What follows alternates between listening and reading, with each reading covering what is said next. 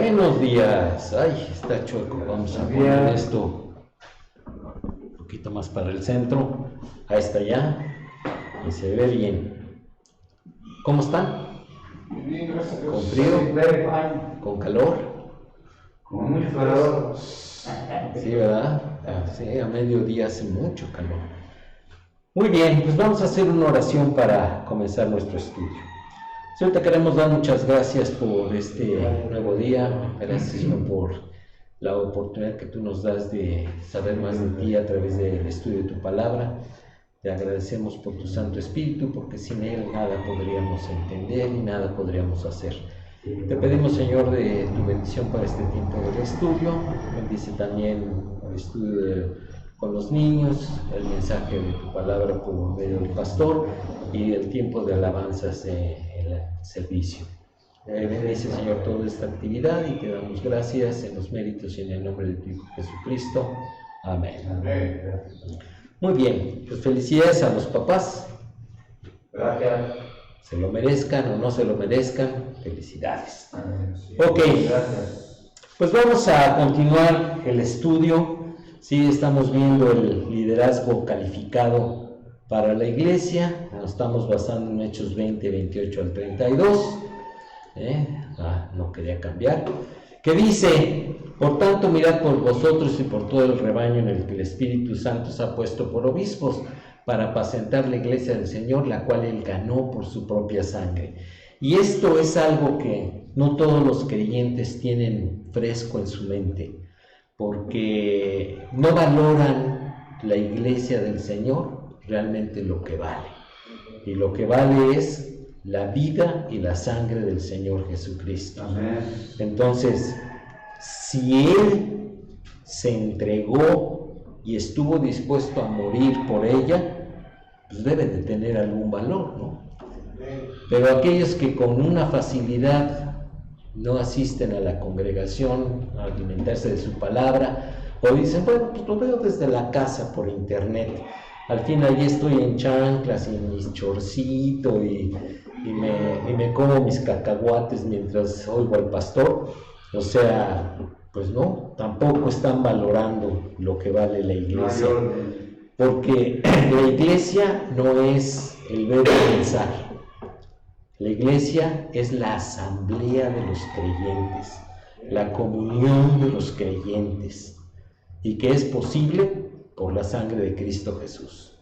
Dice el 29, porque yo sé que después de mi partida entrarán en medio de vosotros lobos rapaces que no perdonarán el rebaño, y de vosotros mismos se levantarán hombres que hablen cosas perversas para arrastrar tras sí a los discípulos.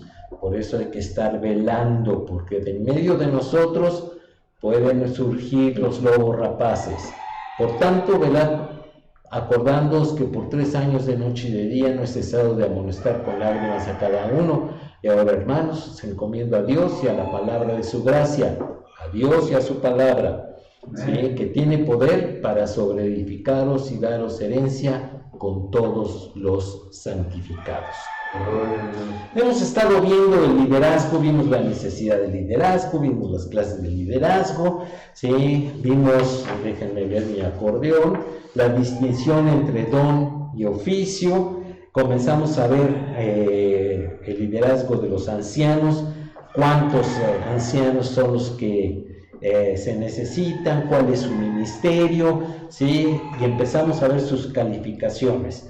Vimos, y bueno, estamos viendo en cuanto a su carácter personal, y estamos en eso. Y por ahí me faltó un cuadro la vez pasada. Este es el cuadro que no se presentó, porque no lo di de alta en la presentación personalizada. Pero vamos a verlo, que es el resumen de lo que vimos la vez anterior. Por un lado tenemos el estado, tenemos la columna de antes de convertirse a Cristo y después de convertirse a Cristo. Y vemos el primer caso, divorciado. Si fue divorciado antes de convertirse a Cristo, ¿tiene problema para ser un anciano? ¿No? Nueva criatura somos, las cosas viejas pasaron, y aquí todas son hechas nuevas. Dice también otro versículo de la Biblia, como aceptó a Cristo, así quédese. Entonces, hay grupos que, ay, de veras, conozco uno que así piensa, que es, te divorciaste antes de convertirte a Cristo, tienes que dejar a tu actual esposa y regresar con la primera. ¿Y de dónde sacan eso? O sea, destruye dos familias, nomás por el puro legalismo del pastor. No. Estás divorciado, o sea, no hay problema si después de que aceptaste a Cristo tienes el llamado a ser anciano. Pero, y aquí viene el pero, porque por eso está la interrogación. ¿Por qué te divorciaste? ¿Eras golpeador? ¿Eras maltratador de tu esposa, de tus hijos? ¿Huyeron de ti? O sea, hay que considerar entonces si tienes las aptitudes para ser anciano, porque entonces ya no se cumplirían otras características para ser anciano. Por eso está la interrogación, vamos a analizar el caso, vamos a preguntarle al Señor si este es el ronco pecho de este varón o de veras tiene el llamado. ¿Ok? Viudo. Enviudó antes de conocer a Cristo y ahora quiere ser anciano. No hay problema. Dice la Escritura que la mujer que está sujeta a la ley de su marido, pero si su marido muere, queda libre de esa ley. Entonces el compromiso que tenía el varón con su mujer que falleció desaparece. Entonces puede ser anciano, no hay problema. Y después enviuda, ya siendo creyente, y es más, ya siendo anciano, ¿puede seguir siendo anciano? Claro que sí, no hay ningún problema. Por eso en las dos columnas está el ok. Y vienen las segundas nupcias, ¿ok? Ya sea por viudez o por divorcio, hay segundas nupcias. Antes de convertirse, ya llegó con segundas nupcias. Tiene la interrogación, otra vez por lo mismo. Si se divorció siendo culpable de las segundas nupcias, del divorcio, de la separación, ¿sí? Porque hay gente que se casa, se separa y se vuelve a casar y nunca se divorcia.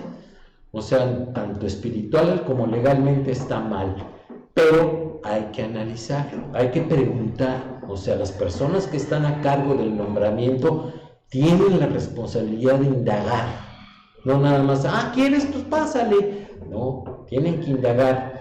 Y segundas nupcias después de haberse convertido, igual hay que indagar, ¿ok?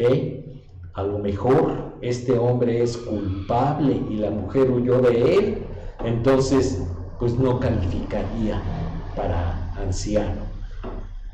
Pero no estamos diciendo que no, ¿ok?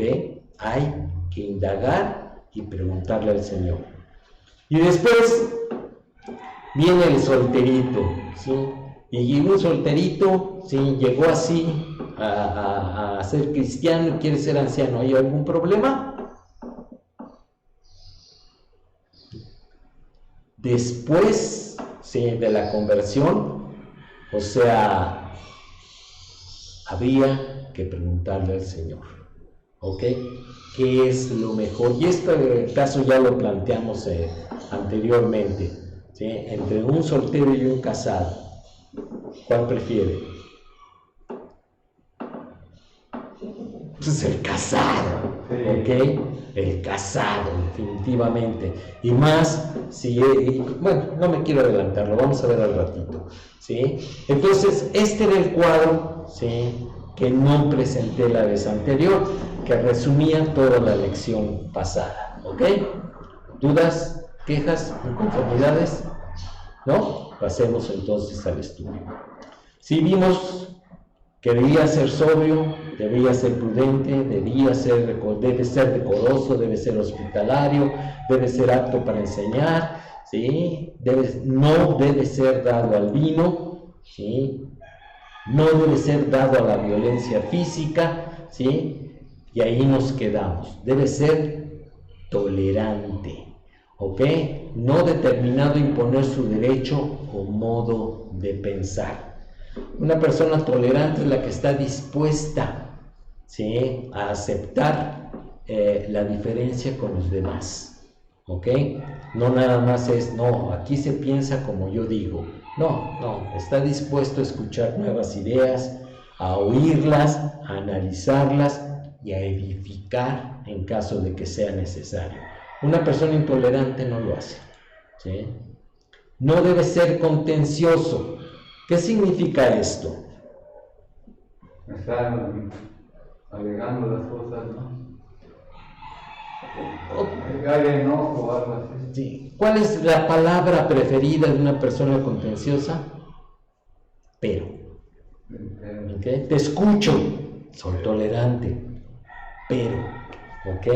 Entonces está dispuesto siempre al pleito, a estar en contra, ¿sí? No. Una persona que va a ser un anciano no debe ser contencioso. Debe ser libre del amor al dinero, ¿sí?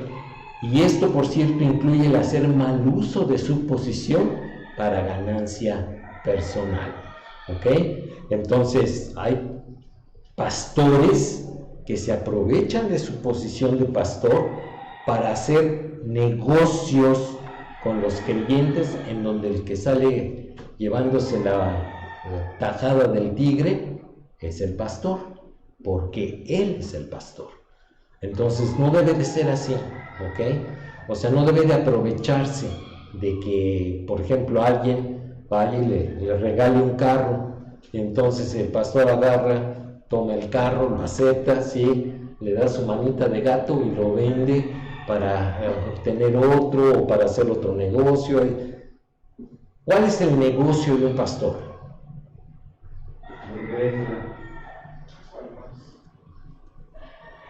Bueno, negocio entre comillas, ¿verdad? Porque no comercia con ellas, pero su atención, sus prioridades están en el Evangelio, ¿ok? ¿Sí? Y en el cuidado de las almas. Nosotros hace muchísimos años conocimos a un pastor que está con el Señor, que pues él lo decía con una naturalidad tremenda. Está bien, se ve que no tenía problemas de conciencia con ello, pero él nos decía, dice, estoy hasta la coronilla de deudas. ¿Por qué, pastor? Porque estoy comprando y vendiendo casas para hacer negocio. Entonces, era pastor, se dedicaba al radio de onda corta y aparte a las bienes raíces. Pues era un hombre extraordinario, porque para todo eso se requiere mucho tiempo. Y él, pues, lo podía hacer. ¿Cómo lo hacía? Quién sabe, yo no juzgo eso, ¿verdad? O sea, ¿con qué calidad? Pues quién sabe, pero te da que pensar, ¿ok? Por eso no es deseable que un pastor tenga la tentación de tener un trabajo secular, porque cuando tiene un trabajo secular, de una u otra manera se distrae de las cosas. Lo ideal es que el 100% de su tiempo esté dedicado al pastorado, ¿ok? No debe ser soberbio, ¿ok? Presumido, orgulloso, ¿sí? En donde nuevamente nomás sus chicharrones truenan. ¿Sí? Nuevamente conocimos hace muchos años a un pastor en donde él mismo se denominaba soy el ungido y nada más mi enseñanza es la buena, los demás no saben de la Biblia. Bueno, es una persona soberbia. Vamos a seguir viendo sus calificaciones ahora en cuanto a su vida familiar. Sí, la otra era en cuanto a su condición personal, ahora es en cuanto a su vida familiar. El más estrecho e íntimo círculo del hogar sirve para demostrar la habilidad de un anciano para guiar la iglesia. ¿Ok? Entonces, como guía su hogar, va a guiar la iglesia. Así de fácil. O sea, eso es lo que está diciendo esta parte del estudio. Por lo tanto, es necesario de 1 Timoteo 3:2 incluye también este requisito, que gobierne, literalmente presida bien su familia, y por lo cual que sus hijos estén en una sujeción decorosa. Esto es, no puede ser que una persona sea líder espiritual en la iglesia y su casa sea un desorden. Que su esposa ande de chismosa, que ande de entremetida, que sea una señora que no se ocupa de su hogar, ¿sí? Que sus hijos estén pues sacándolos del bote a cada rato, o que estén acusados de estar creando desórdenes en otros hogares, etcétera, o que ande haciendo bullying en la escuela, etcétera, etcétera. No compaginaría.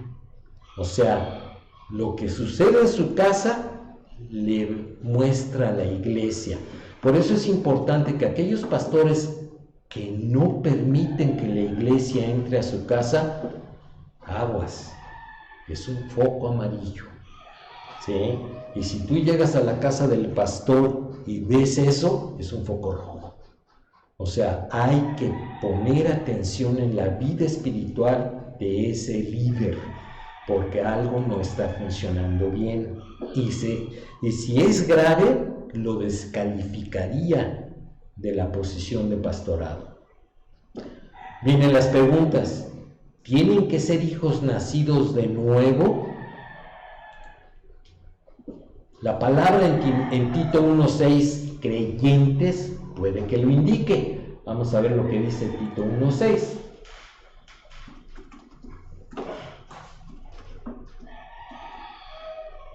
El que fuere irreprensible, marido de una sola mujer, y tenga hijos creyentes, que no estén acusados de disolución ni de rebeldía. Entonces, fíjense aquí, está hablando del hogar. Ok, entonces, irreprensible, marido de una sola mujer, ya explicamos eso. Dice, y tenga hijos creyentes. Entonces, los hijos tienen que tener la suficiente edad para dar testimonio por sí mismos de que han creído en Jesucristo. Esto no lo pueden hacer niños chiquitos, ¿ok? Entonces, por eso es preferible casado, ¿sí? Y con hijos que ya dan testimonio de ser creyentes, ¿sí? Y que no estén acusados de disolución. ¿Qué es disolución?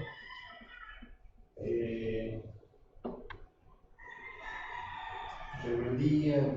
No, porque ahí dice, ni de rebeldía. No, de divisiones o de... Ese es un uso de la palabra disolución, pero no. El significado de disolución es despilfarradores, gastalones, ¿ok?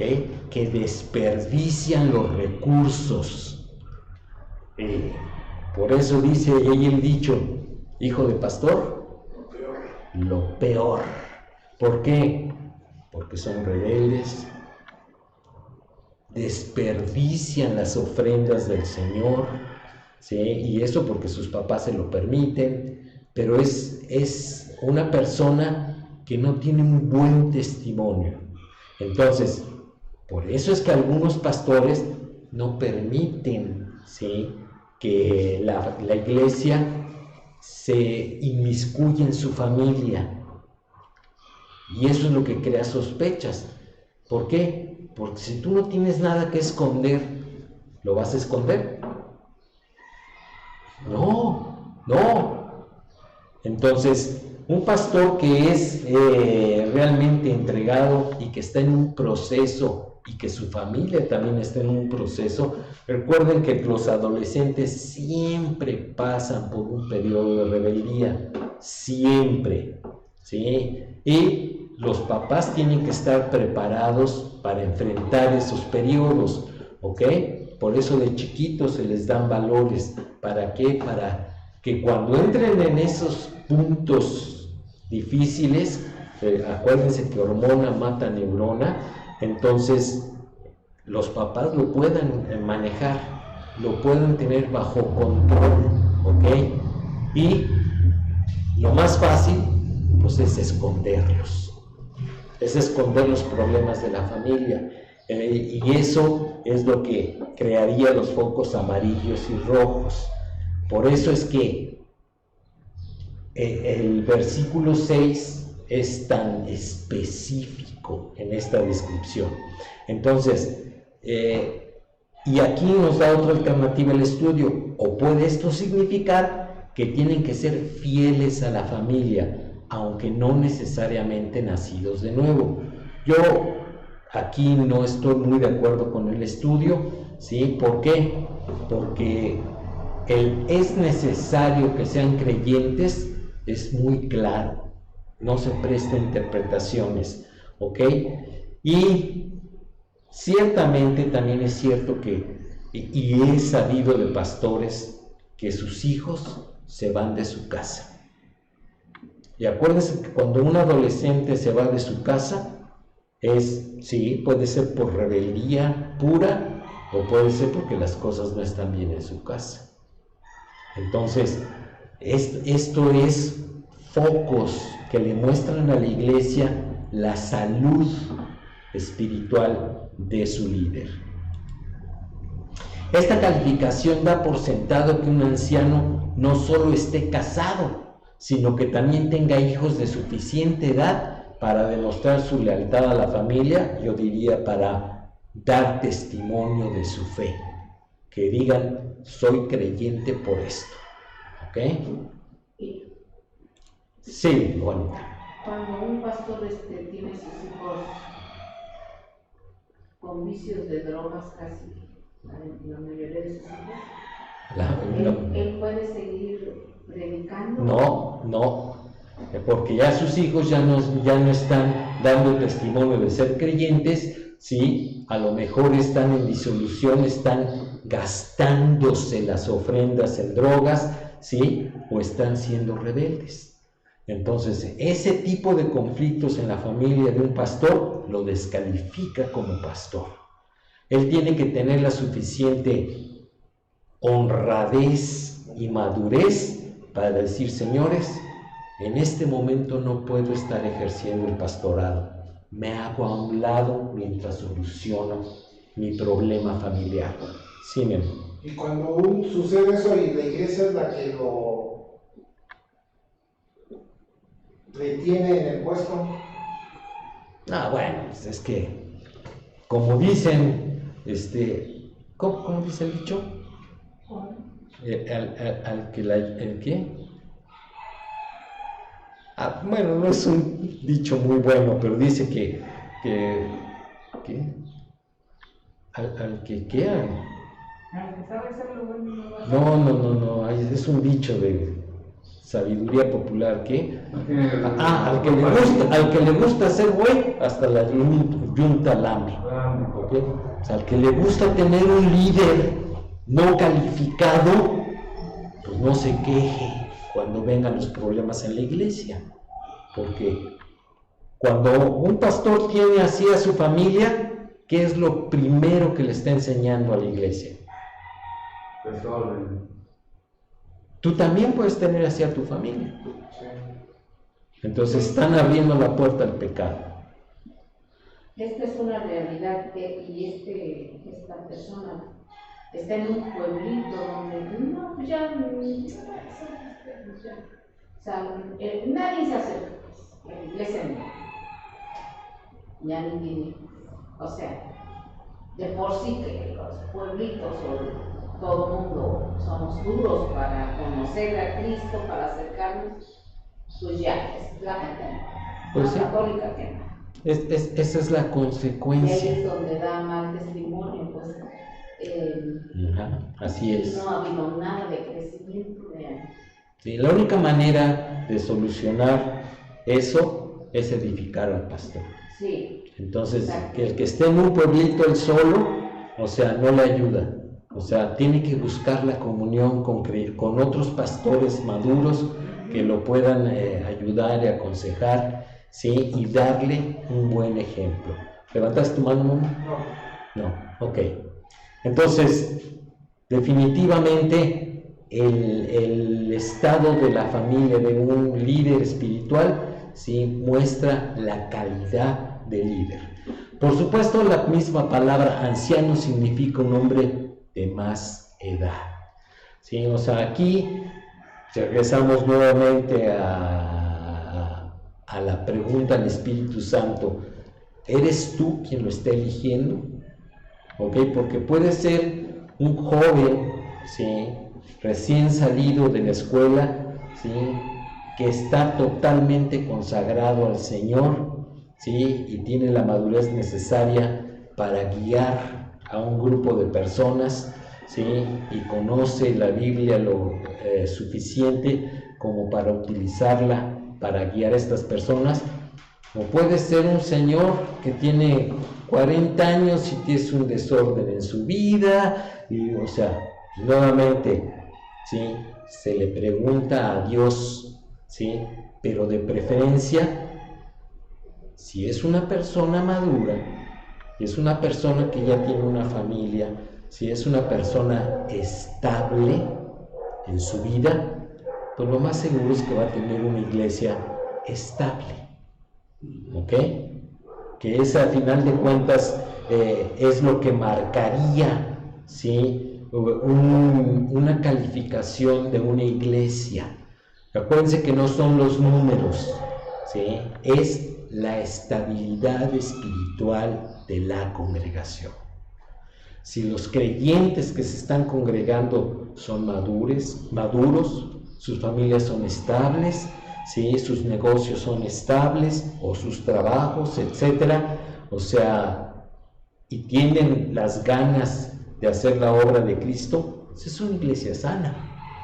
Porque puede ser una iglesia de 3,000 miembros, que sus miembros son un relajo, y pues no, eso no marca la salud espiritual de una iglesia.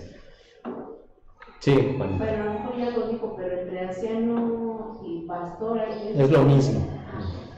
Sí, es lo mismo. Anciano, pastor y obispo. ¿Ok? Anciano, pastor, ¿qué? Obispo. Sí. En cuanto a su madurez espiritual, un anciano no debe ser un nuevo convertido, no sea que se le suban los humos a la cabeza y que ese orgullo cause su caída, como en el caso de Satanás. Vamos a ver qué dice 1 Timoteo 3:6.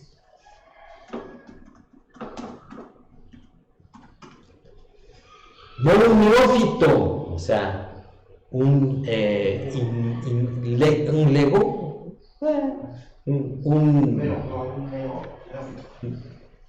sí, neo desde nuevo, o sea, en cuanto a la fe y en cuanto al conocimiento de la Biblia, no sea que envaneciéndose caiga en la condenación del diablo. Yo he visto predicaciones por internet en donde el mensaje, ¿sí? Llega el pastor y así bien jocoso, y se pone a platicar lo que hizo la señora Chonita, y cómo se fue de vacaciones la semana anterior, y cómo es que compró un carro, y luego, ¿ese es un mensaje? Eso no es un mensaje. Y eso es lo que alimentó a la iglesia ese domingo. No, no puede ser. O sea, el contenido bíblico de la enseñanza de un pastor tiene que estar completamente fundamentado en la Biblia y tiene que estar en el contexto bíblico. No solamente agarrar un versículo, escribir su Biblia y voy a predicar de esto. Y todo su mensaje es de eso, pero fuera del contexto del libro, del Nuevo Testamento, de la Biblia. O sea, no puede ser. ¿Ok?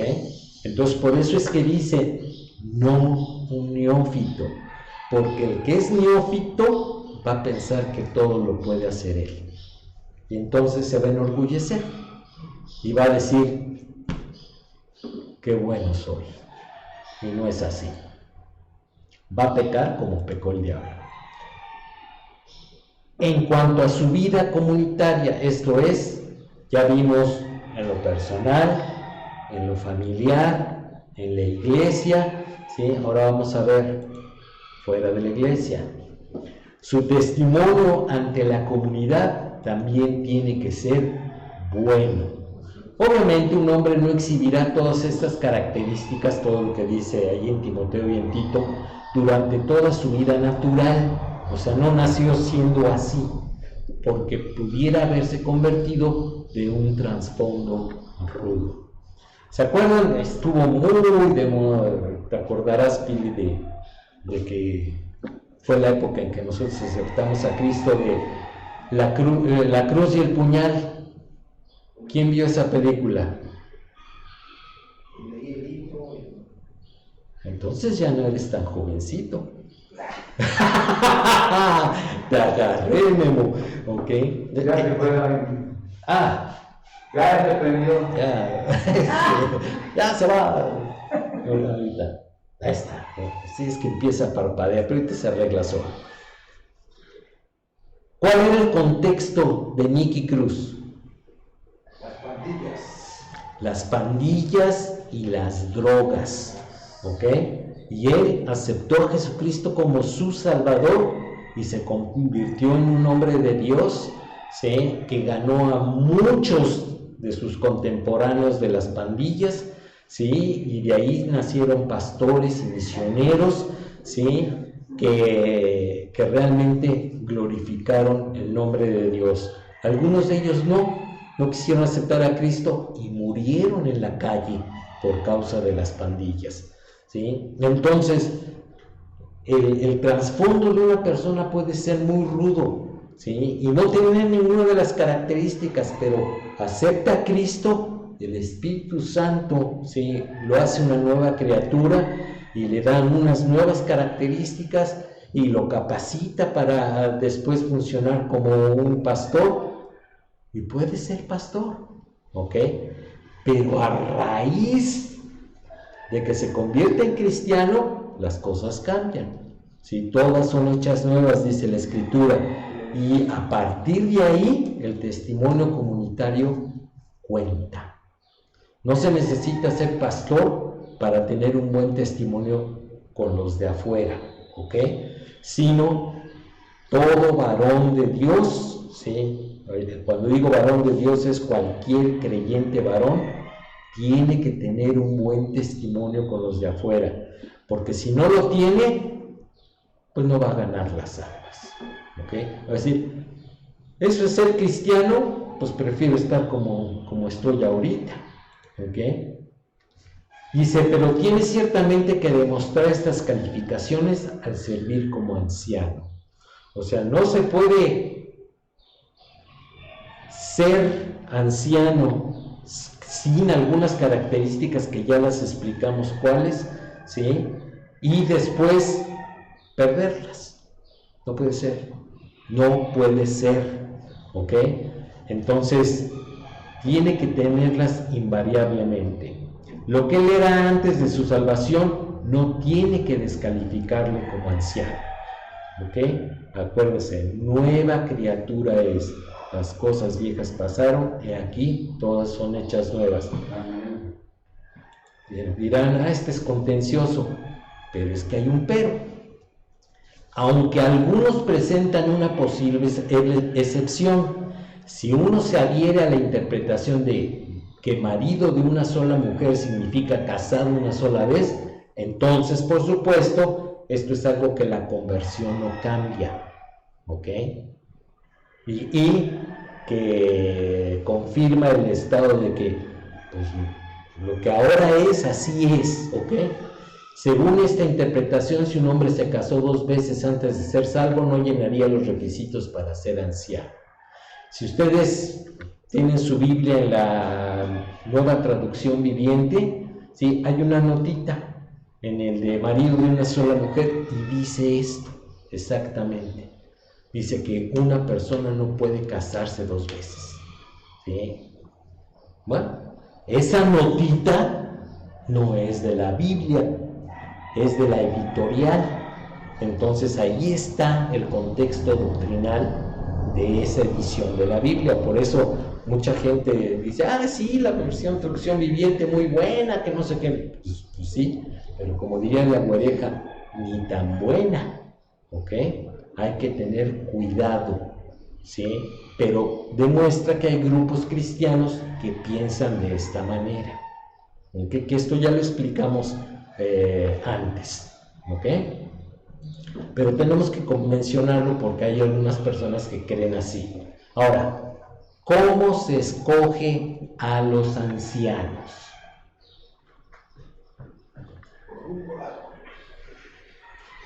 ¿Por popularidad? ¿Porque tiene muchos seguidores? Bueno, sí, sería popularidad. Por su moral. ¿Por su moral? Bueno, pudiera ser. ¿Alguna otra idea? Pues yo creo que su testimonio y su vida que lleva, bueno, ese es el testimonio y yo creo que ante la iglesia pues van a... Se están complicando la vida. Por el Espíritu Santo. Por las calificaciones que vienen en el Nuevo Testamento, en 1 Timoteo y en Tito, ¿sí? Porque las cumple y porque el Espíritu Santo lo muestra, ¿ok? Llama la atención de los otros creyentes, que no es popularidad, o sea, es sencillamente, bueno, lo vamos a ver con calmita. El término anciano se usaba en Israel y en otras naciones para denotar líderes. En la sinagoga judía había ancianos que tenían la responsabilidad de gobernar a la comunidad judía.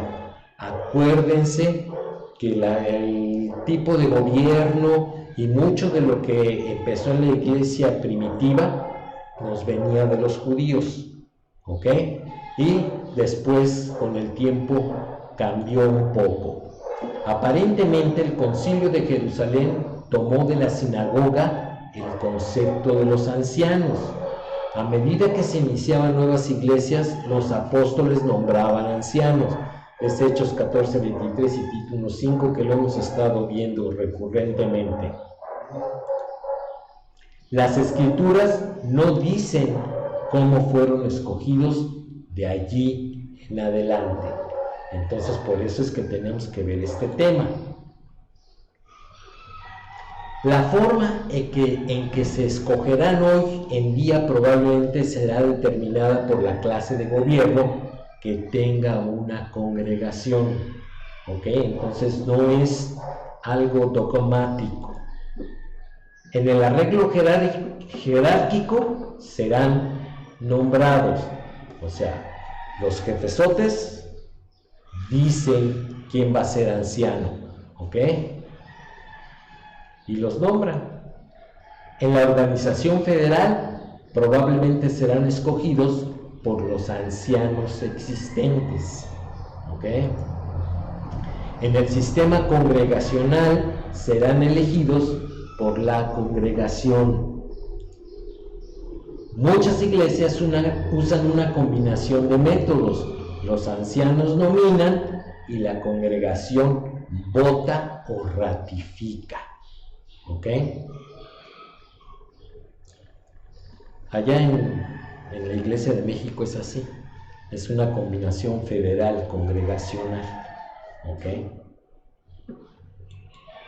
Que la mayoría de las iglesias así lo va a hacer. Ahora, bueno, lo vamos a ver más adelante. ¿Qué tiempo deben servir? Sobre el tiempo. Bueno, aquí son periodos de 5 años, de 2 años, como el presidente municipal que son 3 años.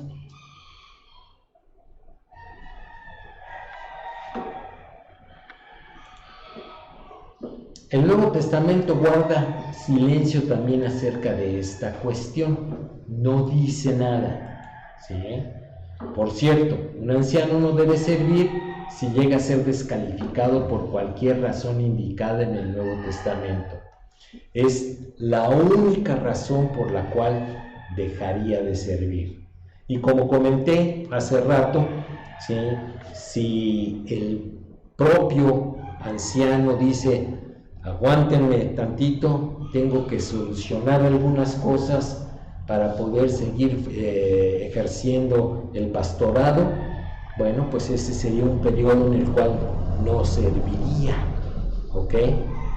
Y también aquí viene el caso, ¿sí? Bueno, no, sería una de las calificaciones del Nuevo Testamento, cuando un pastor se le cacha que está cometiendo pecados sexuales en la iglesia, ¿sí?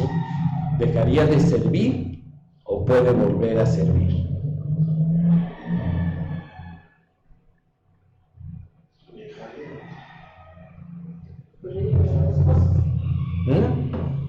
Si deja de servir es que ya deja de ser pastor. Aquí hay varias opiniones. Algunos dicen, bueno, es que si se arrepiente, ¿por qué no ha de poder servir? Esa sería la pregunta, ¿sí? Y hay otros que dicen, no. O sea, una persona que tiene ese carácter es un peligro para la iglesia. Y yo estoy de acuerdo con ello. ¿Okay? Una persona que no tiene contención, ¿sí? Es una persona que se dudaría de su integridad con respecto a el trato con las damas, ¿sí? Por eso también en algunas congregaciones, anticipándose a ello, es que no permiten que el pastor aconseje a damas él solo. Si está casado, su esposa tiene que estar presente. Si no es casado, entonces tienen que estar al menos 2 hermanas maduras de la congregación con él aconsejando a otra dama, pero nunca él solo. ¡Ay! Pues que no confían en él, ¿sí? Confiamos en él, pero no en su carne, ¿ok? Entonces es para salvaguardarlo de caer en la tentación. Solo queda una pregunta: ¿un anciano se jubila? Bueno, la respuesta descansa en el tipo de gobierno de la iglesia local. Si allá en Estados Unidos nos platicaron que es un grupo de iglesias que lo que hicieron fue que hicieron un fideicomiso para cuando sus pastores se retiren. Y entonces lo que hicieron es que compraron un rancho con un montón de hectáreas de terreno. Y lo que hicieron es que con ese fideicomiso, sí, todas aquellas iglesias que forman parte de esa organización, ¿sí?, inscriben a sus pastores que ya tienen determinada edad, y cuando llegan a la edad de 65 años, o dependiendo de lo que la iglesia local decida, ¿sí?, entonces, cumpliendo esa edad, se van a vivir allá en una casa que ya los está esperando. ¡Oh, pues qué bonito!, ¿no? Sí. También cuando fui a Visión Mundial a trabajar de voluntaria, Fuerte porque no se te oye. me pusieron a capturar una lista, y en algunas iglesias se acostumbra a darles, aparte del sueldo, un sueldo para los pastores de medio tiempo y otro tiempo para los pastores jubilados y otro sueldo para los pastores de tiempo completo. Sí, y esto depende bueno, no sé si oyeron a Pili, pero cuando estuve en Visión Mundial, ella se registró datos de iglesias que Cuando se retiraba el pastor, les aplicaban un sueldo por el tiempo que siguieran sirviendo después de determinada edad. Pero aquí nuevamente regresamos a el gobierno de la iglesia local, porque un pastor tiene que tener sueldo. ¿Sueldo? Sí, un salario.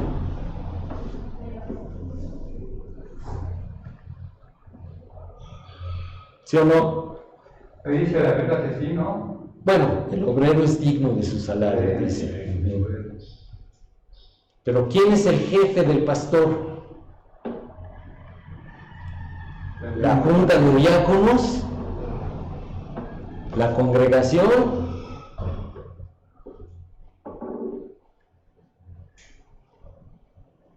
Es Dios. Entonces, ¿quién le va a pagar al pastor? ¿Cómo le va a pagar? Pues de primera instancia es a través de las ofrendas, ¿ok? Y después Dios le puede dar sin dinero, ¿ok? Por eso es que de repente llega alguien y le dice al pastor, tomen unas 4 llantotas para su coche.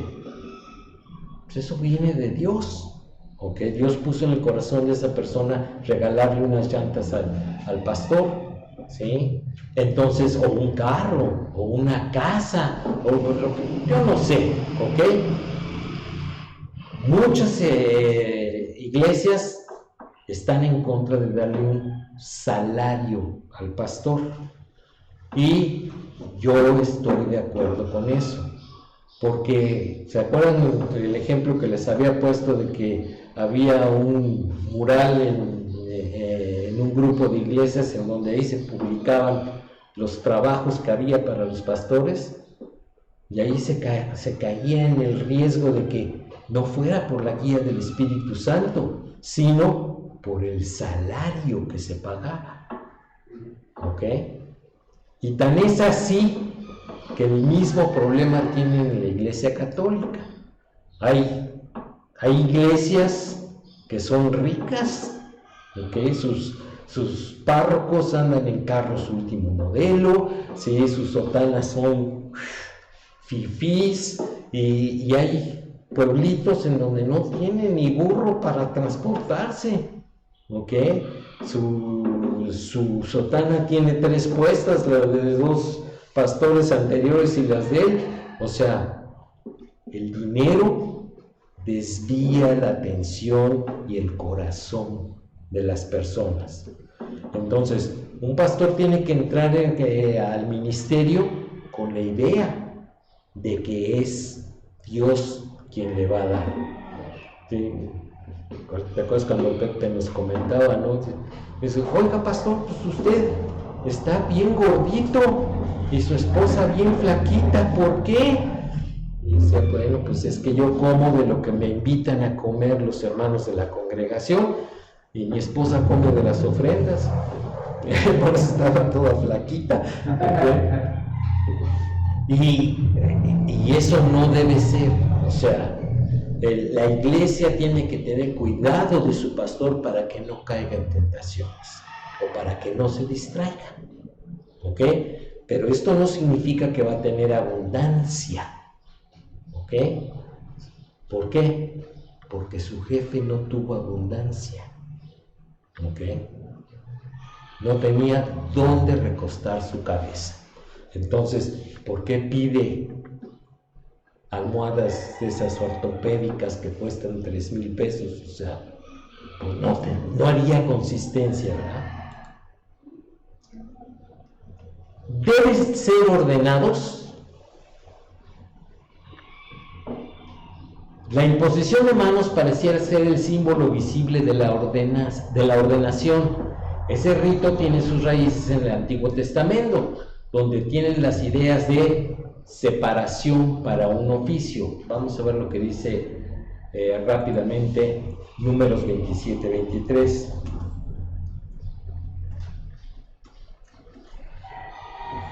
Y puso sobre él sus manos y le dio el cargo, como Jehová había mandado por mano de Moisés.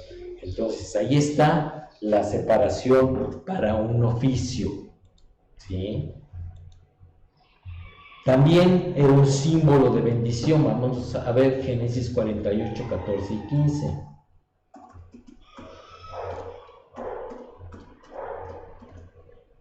Entonces Israel extendió su mano derecha y la puso sobre la cabeza de Efraín, que era el menor, y su mano izquierda sobre la cabeza de Manasés, colocando así sus manos adrede, aunque Manasés era el primogénito, y bendijo a José diciendo: el Dios en cuya presencia anduvieron mis padres Abraham e Isaac, el Dios que me mantiene desde que yo soy hasta este día. Y ahí está la bendición patrística, ¿ok? Era un símbolo de lo que realmente se estaba diciendo con palabras. Y pues también el que recibía la bendición de esa manera, pues recibía la herencia de la misma manera. También para dedicación a Dios, vamos a ver lo que dice Levítico 1:4.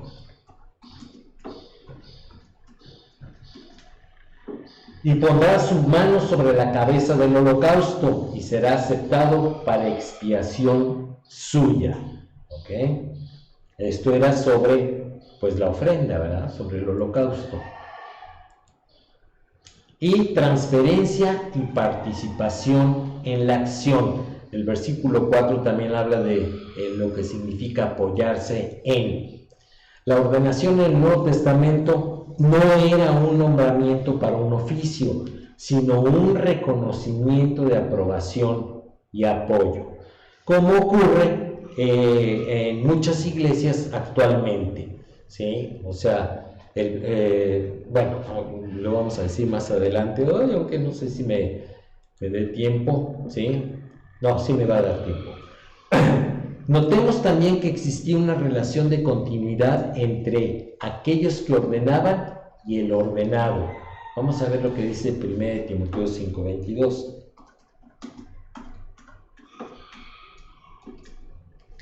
No impongas con ligereza las manos a ninguno, ni participes en pecados ajenos, consérvate puro. Entonces, cuando se le imponían las manos para hacer un traspaso de autoridad o una continuación de la autoridad de quien le impuso las manos, era para que los demás se dieran cuenta. Y por eso es que dice: no impongas con ligereza las manos. Los carismáticos interpretan este pasaje como la imposición de manos para sanidad, ¿ok? O para perdón de pecados, ¿sí? ¿O para qué? Llenura del Espíritu. O para llenura del Espíritu.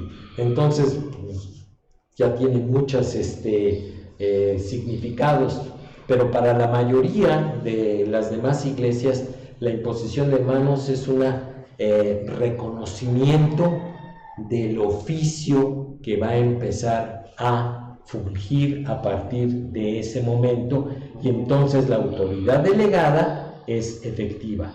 Dice: por esto es que no debe de hacerse con ligereza.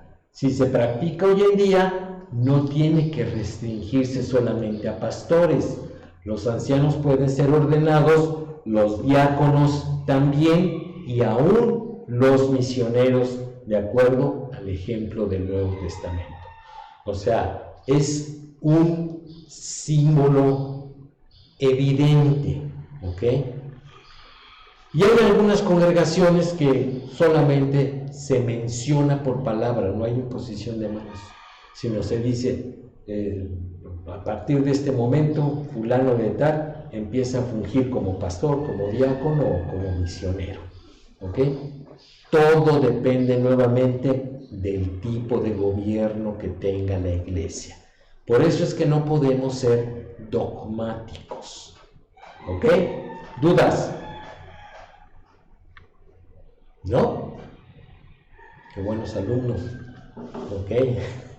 Entonces, Bueno, lo que no me quedó claro es a ver. ¿para qué imponen las manos? ¿Para qué?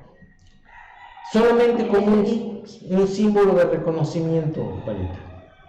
¿Para orar es un problema o No, para decir, a partir de este momento, esta persona está fungiendo ahora con este oficio dentro de la iglesia.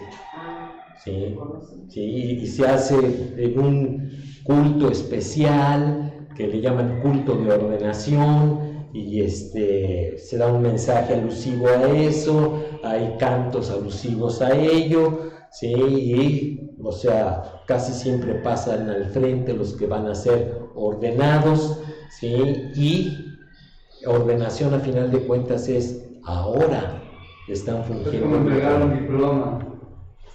Pues más o menos, porque el diploma es al final aquí sería al principio. ¿Levantaste tu mano, Memo? Sí, finalmente es como dices, es un reconocimiento de lo que se va a dedicar el hermano, lo que se van a dedicar los hermanos ordenados. Ahora, está hablando de oración, finalmente, en el caso del servidor, yo sí fui ordenado y sí oraban por mí, poniéndome las manos en el sentido de no para recibir al Espíritu, no para recibir el llamamiento, sino como ratificación de lo que yo me quería dedicar, ¿no? Y que Dios bendijera mi ministerio que Dios me mandara.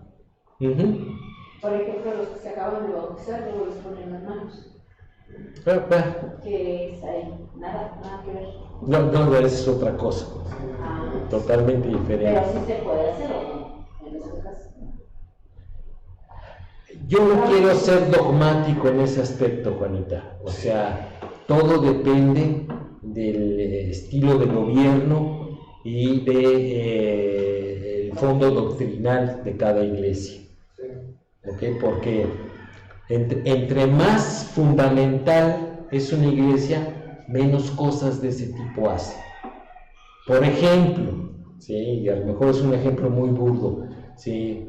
Una congregación que aplaude y levanta sus manos en las alabanzas y eso, o sea, ¿es bueno o es malo?